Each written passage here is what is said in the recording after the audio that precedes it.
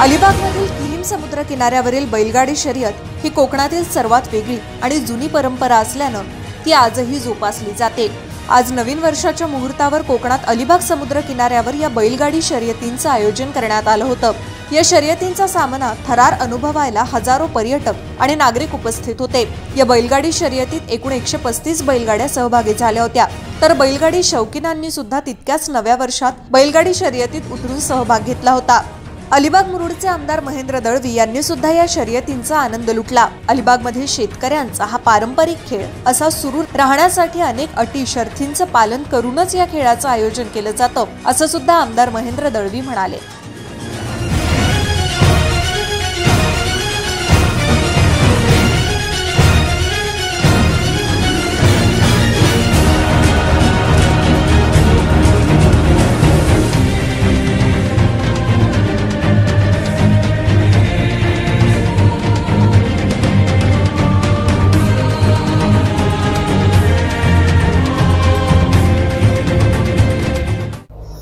नवीन वर्षाच्या सर्व माझ्या शेतकरी बांधवांना खूप साऱ्या शुभेच्छा। हा शेतकऱ्यांचा खेळ पारंपरिक पद्धतीने चालत आलेला आहे आणि खरं तर समुद्रावरती बैलगाडी शर्यतींचं आयोजन करणं आणि ते बघणं किंवा आनंद घेणं हा शेतकऱ्यासाठी एक अतिशय जिव्हाळ्याचा विषय आहे।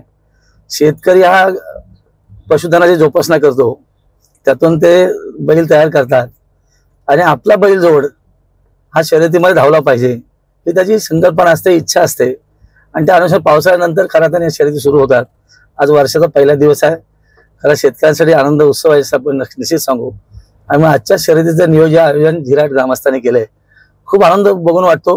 मी पण एक शेतकरी आहे, शेतकऱ्याचा मुलगा आहे आणि माझी पण बैलगाडी आहे, त्यामुळे बैलगाडीचा आनंद घेणं हे सर्वसामान्यांप्रमाणे मलाही आवडतं।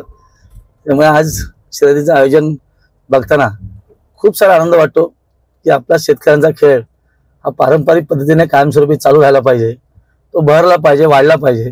आणि मग सरकारने काही काळ त्याला बंदी केली होती कोर्टाच्या अनुषंगाने।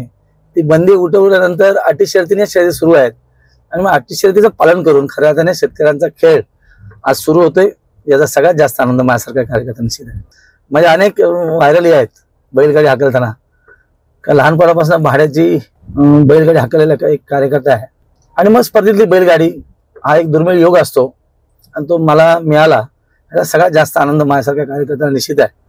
आणि मग शेतकऱ्यांचा खेळ पुढे वाढला पाहिजे, त्याची जोपासना झाली पाहिजे, या अनुषंगाने माझ्यासारखा एक कार्यकर्ता जरी आमदार असलो तरी हे शेतकऱ्यांचं पशुधन पुढे लोकांपर्यंत मान्यता म्हणून वाढलं पाहिजे या दृष्टिकोनाने माझ्यासारखा कार्यकर्ता प्रयत्न करतो।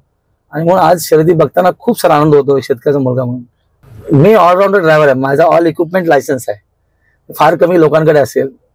लहानपणापासून गाड्यांची आवड आहे आणि ती आवड जोपासताना सगळ्याच गाड्या शिकलो। मग क्रेन असेल, पोकलँड असेल, लिफ्टर असेल, लोडर असेल, लेफ्ट हँड असेल, राईट हँड असेल, JCB असेल आणि 4 व्हीलर ऑलराऊंड सगळ्या चालवतो। त्यामुळे मला आनंद आहे। खरं तर एकाला शिकणं आणि ते अवगत करणं हे थोडंसं एक वेगळं आहे, पण ते मी अंगीकारलं, शिकलो त्यातनं। आणि म्हणून RCF सारख्या कंपनीमध्ये जॉब करताना त्याच्यावरती मी जॉब केला, त्याचा सगळ्यात जास्त आनंद मला आहे। YouTubeवर सुद्धा रायगड टाइम्स सर्च करा आणि पहा रायगडच्या कानाकोपऱ्यातील प्रत्येक बित्तम बातमी। आणि हो, लगेच सबस्क्राइब बटनवर क्लिक करायला विसरू नका। रायगड टाइम्स, आपलं चॅनल, आपला आवाज।